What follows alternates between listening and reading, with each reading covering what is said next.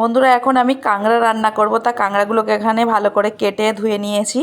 এখানে নিয়েছি টমেটো, পেঁয়াজ আর কাঁচা লঙ্কা। এখানে নিয়েছি আদা রসুন বাটা আর একটু সর্ষে বাটা নিয়েছি। নিয়ে আমি চলে যাচ্ছি পুরো কড়াতে। আমার কড়া গরম হয়ে গেছে, তেলও এর মধ্যে দিয়ে দিয়েছি। এর মধ্যে আমি এবার একটু হলুদ গুঁড়ো দিয়ে, হলুদ আর নুন দিয়ে ভেজে নেব কাঁকড়াগুলোকে। এখানে আমি কড়াই হলুদ আর নুন দিয়ে কাঁকড়াগুলোকে আমি ভেজে নিচ্ছি বন্ধুরা। আমার কাঁকড়াগুলো ভাজা হয়ে গেছে, আমি এবার থালাতে তুলে নেবো এগুলোকে। এদিকে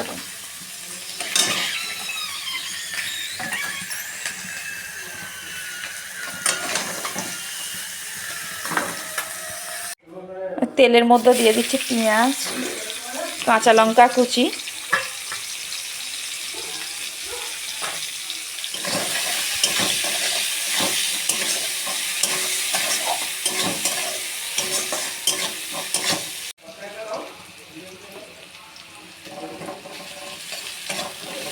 দিয়ে দিলাম এর মধ্যে আদা বাটা, আদা রসুন বাটা দিয়ে আমি এটাকে ভালো করে কষিয়ে নেব। তেলের উপরে দিয়ে দিচ্ছি টমেটো কুচি,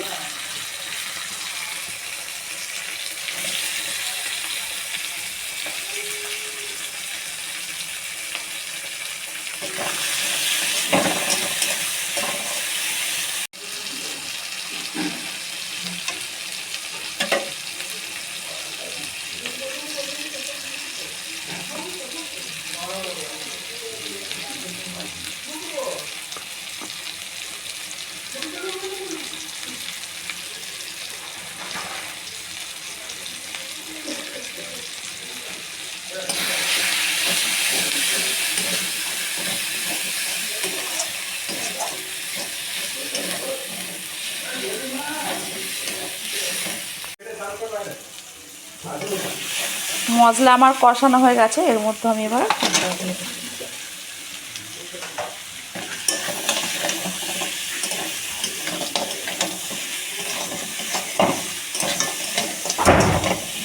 কাঁকড়াগুলো আমার মশলা দিয়ে কষানো হয়ে গেছে বন্ধুরা। দেখো, আমি এবার এর মধ্যে জল দিয়ে দেবো। তোমরা এইভাবে রান্না করবে, দারুণ খেতে লাগবে। আর কাঁকড়া তো এমনি একটা স্বাদটাই আলাদা।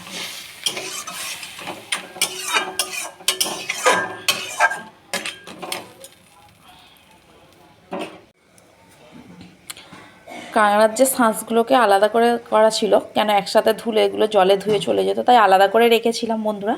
তা আমি এখন এবারে দিয়ে দিচ্ছি।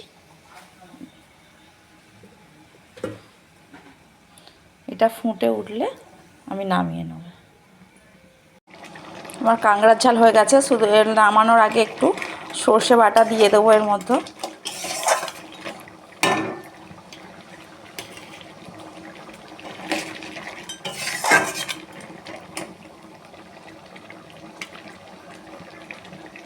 এবার আমি এটাকে নামিয়ে নেব।